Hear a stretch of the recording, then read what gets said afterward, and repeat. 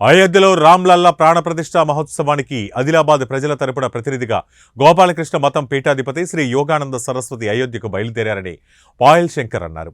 ప్రాణప్రతిష్ఠ కార్యక్రమానికి బయలుదేరిన యోగానంద సరస్వతి మాట్లాడుతూ మహాకార్యక్రమంలో పాల్గొనే అవకాశం తనకు దక్కినందుకు ఎంతో సంతోషంగా ఉందన్నారు. శ్రీరాముడి ఆశీర్వాదం ఏ ఒక్క శాతం దొరికినా అది మన అందరి మహాభాగ్యమన్నారు.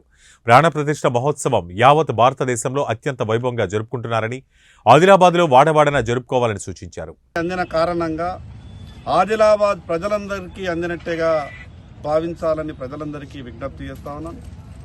ఆ సందర్భంలో స్వామీజీ గారు ఈరోజు ఆదిలాబాద్ నుంచి అయోధ్యకు బయలుదేరుతున్నటువంటి సమయంలో ఆదిలాబాద్ పట్టణ ప్రజలంతా కూడా ఆదిలాబాద్ ప్రజలందరి తరపున ఆ యొక్క అయోధ్య రామునికి ఇక్కడ ఉన్నటువంటి భక్తుల యొక్క కోరికలన్నీ కూడా తీర్చే విధంగా మొక్కాలని, 500 సంవత్సరాలుగా హిందువులకు ఒక సమస్యగా ఉన్నటువంటి ఆ యొక్క సమస్యని నరేంద్ర మోడీ గారు గొప్ప ఆలోచనతోని ఆ యొక్క శ్రీరాముని యొక్క ఆశీర్వాదంతో పూర్తవుతున్నటువంటి సందర్భంలో ఇది ఆదిలాబాద్ ప్రజలందరికీ ఒక గర్వకారణం.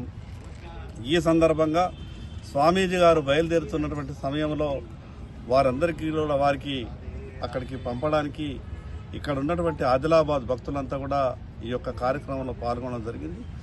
ఇదే సందర్భంగా ఆదిలాబాద్ ప్రజలందరికీ, ఆదిలాబాద్ యువకులందరికీ, హిందూ బంధువులందరికీ ఒక విజ్ఞప్తి చేస్తున్నాం. శ్రీరామనవమి రోజు ప్రతి సంవత్సరం ఏ రకంగానైతే శోభాయాత్ర కార్యక్రమం ఆదిలాబాద్లో గోపాలకృష్ణ మఠం నుంచి ప్రతి సంవత్సరం శోభాయాత్ర ప్రారంభమవుతుందో